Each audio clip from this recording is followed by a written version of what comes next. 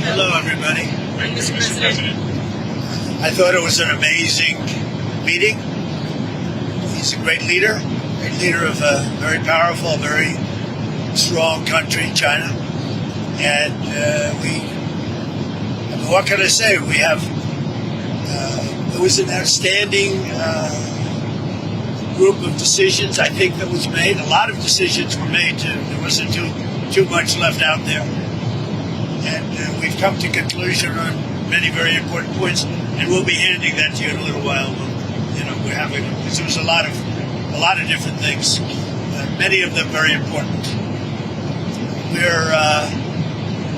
We're in agreement on so many elements, large amounts, tremendous amounts of the soybeans and other farm products are going to be purchased immediately, starting immediately. If you notice, President Xi authorized yesterday for China to start, did you know that, right? China to start buying in very large quantities of soybeans and other things, which I appreciated. That was a very nice gesture. And many other things like that. On fentanyl, we agreed that he was going to work very hard to stop the flow.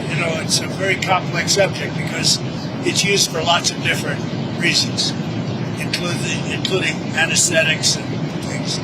But he's going to work very hard on it, precursors, and I think you're going to see some real action taken. I've agreed, as you know, I put a 20% tariff on China because of the fentanyl coming in, which is it's a big tariff. And based on his statements today, I reduced it by 10%, so it's 10% instead of 20% effective immediately. I believe he's going to work very hard to stop the death that's coming in. But again, it's complex because of what fentanyl is, what the precursors do. So I think you're going to see a big difference. We've had discussions on many of the elements that you're talking about all the time. You're asking me questions, and most of those things were I think agreed to for the most part. I think we agreed to almost everything in a very acceptable form. I wouldn't say everything was discussed because there were things that probably, in retrospect, we could have discussed that we didn't, for some reason, didn't come up. But if you have any questions, let me know. What about chips, sir? Did he agree? Did you agree to sell any more discuss chips? We did discuss chips, and they're going to be talking to NVIDIA and others about taking chips. Look, we make great chips. NVIDIA is the leader. And I'll be speaking to Jensen from NVIDIA, but they're going to be discussing that with NVIDIA to see whether or not they can do. I said that's really between you and NVIDIA, but we're sort of the arbitrator or the referee. It's a little rough up here. These guys are a little rough. And just to clarify, sir, that is the downgraded Blackwell chips. You would authorize those to be exported? No, not the Blackwell. We're not talking about the Blackwell. That just came out yesterday. But a lot of chips, a lot of the chips. And that's good for us. How soon do you think you'd be able to sign an actual... Please, come on. You know what you do? Yeah, come on. Let me just... Stand right over here. Yeah, hey, everybody, thanks. Let me just make a point on the chips. The president was saying there's so many chips we already sent to China, a lot of advanced chips, etc. And as he said, NVIDIA will talk to China and see what's possible. The Blackwell chips, of course, weren't discussed. We focused on export controls of China on rare earth, and they're going to keep those flowing, which is quite important. What are the major stumbling blocks that are left now to work through, and how soon do you think you could sign a trade deal with China? Well, I think pretty soon. We have not too many major stumbling blocks. We have a deal. Now, every year we'll renegotiate the deal, but I think the deal will go on for a long time, long beyond the year. We'll negotiate at the end of the year, but all of the rare earth has been settled. And that's for the world. I mean, worldwide. This, I guess you could really say this was a worldwide situation, not just the U.S. situation. So we continue to produce the rare earths and buy the rare earths and everything else, when you see from other countries. But China is that whole situation that roadblock is gone now. There's no roadblock at all on rare earth. That will hopefully disappear from our vocabulary for a little while. So is that a 1 year pause on the policy they announced? It's a 1 year agreement, and we'll extend it after a year. And what will like we do. It's a 1 year deal that will, I think, be very routinely extended as time goes by. To be totally clear, they're not going to impose the rare earth controls that they proposed. President Trump and President Xi came to an understanding on that point. What will your new tariff rate on China's goods be once you sign a deal? Other than what the tariffs remain exactly the same. 55%. It's about, it was 57, now it's 47. And how long? Because we reduced it by the fentanyl. Because I believe they are really taking strong action. We've already seen the action on fentanyl, and they're taking very strong action.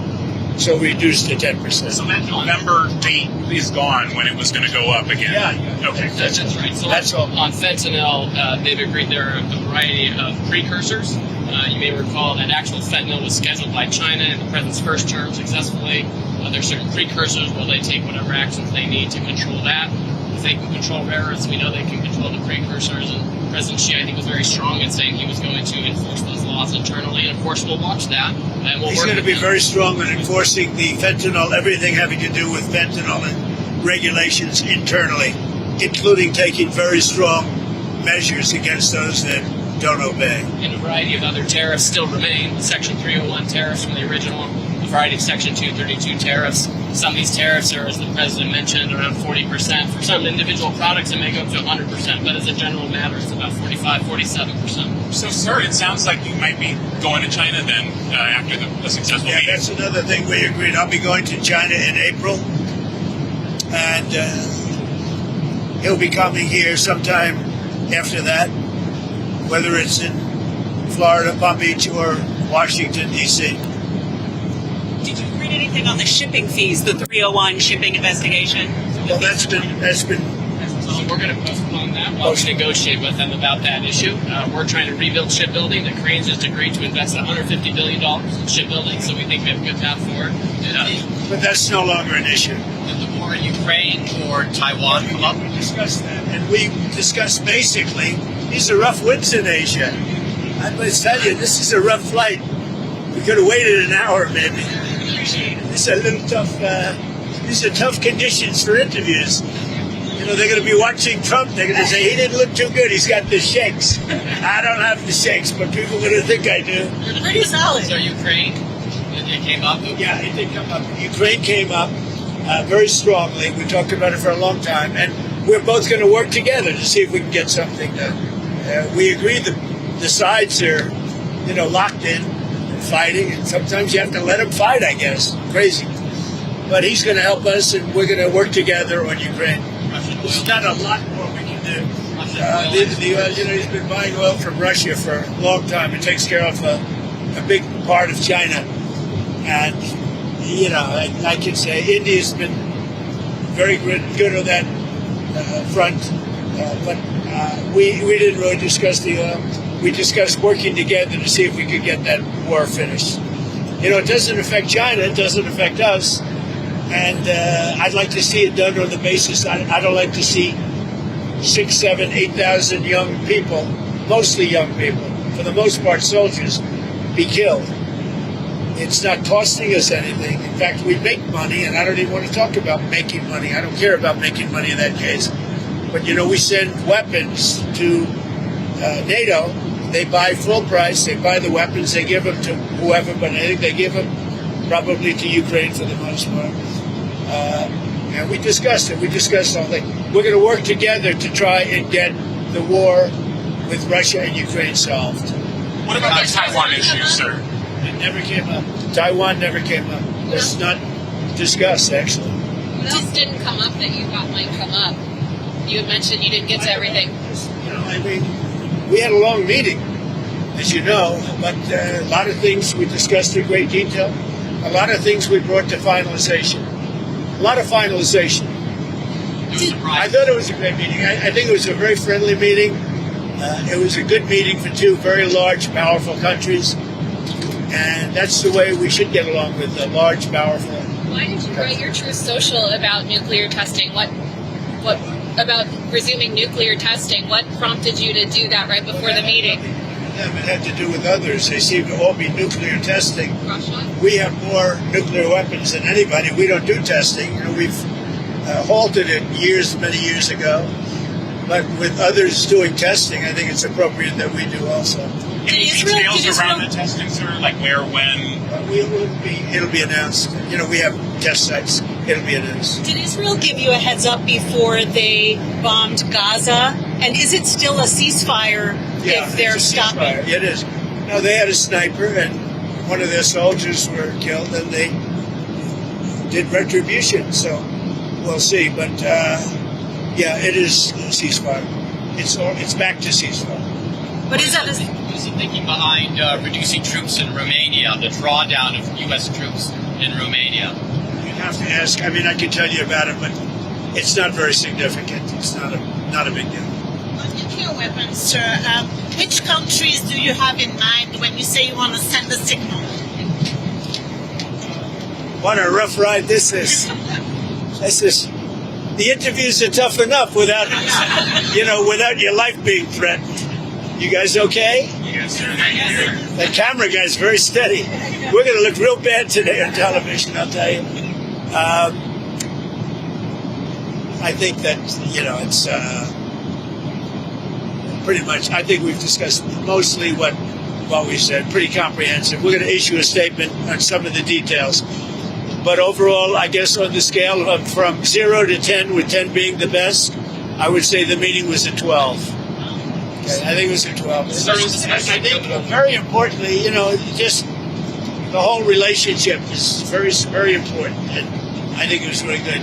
Especially coming on the heels of the successful trip. We're in Malaysia. You signed a peace deal for Cambodia and Thailand. Critical mineral deals with all our allies. So many successful meetings. And so many meetings great for our country with literally hundreds of billions, trillions of dollars have come into our country over the last 4 days, represented by this meeting. But trillions of dollars, where Toyota is going to build plants, $10 billion worth of plants. And, I could go over so many different companies coming in. They're pouring money into the United States. So beyond even this meeting, this was an unbelievable trip. And I hope you're glad you were a part of it. It was big. Every country, Japan, I mean, you look at South Korea, Japan, and so many other countries that we met there.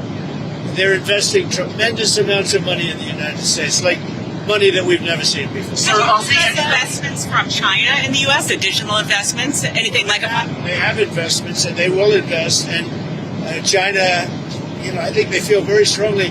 They congratulated me on the tremendous success that we've had, because there's never been a country that has had so much money come into it for purposes of investment, for building, for auto plants, for AI, etc. So he was very strong on congratulating me for that. But he didn't commit to any additional investment or outflow. We didn't really discuss it, but he would. Did you ever get through to Kim Jong-un about setting up a meeting? Does he have a phone? We never were able to talk because I was so busy. And really, this is why we came. I think it would have been maybe disrespectful to the importance of this meeting if we did that. So I'd come back with respect to Kim Jong-un. I'd come back if it was. What do you want to talk about with him? I had a great relationship with Kim Jong-un. I think if I didn't get elected, you would have had. If Hillary Clinton came in at the time, who he doesn't like too many people other than me. If you want to know the truth, I think you would have had a big war. Could have been a very bad war too. Sir, with the nuclear announcement, just one more on the nuclear announcement. Do you worry that we're entering a more risky environment when it comes to nuclear issues? No, I don't think so. I think we have it pretty well locked up. But we have more than anybody. But I see them testing. I say, well, if they're going to test, I guess we have to test. I'd like to see a denuclearization because we have so many, and Russia has some. Russia's second, and China's third, and China will catch up within 4 or 5 years. I think de-escalation would be, they would call it denuclearization, would be a tremendous thing. And it's something, we are actually talking to Russia about that, and China would be added to that if we do something. Thank you all. It was a great success. It was a great honor. I mean, he's a tremendous leader of a very powerful country, and I give great respect to him, and we appreciate the fact that he came for this meeting. Thank you very much. Thank you, sir. Anything on Canada? Anything on Canada? We had a very nice conversation with him last night. We really did. Thank you. 偷偷告诉大家，我最近发现了新法宝 Royal Face 逆时奇迹系列，它有活肤露、全效精华，还有精华霜。尤其我皮肤比较偏干，所以我非常的注重保湿。保湿做得好，肌肤自然烹饪。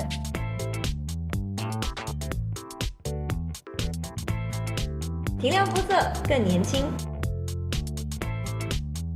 抚平皱纹超有感，而且气色变好。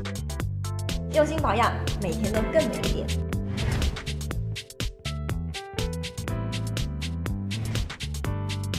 美吧。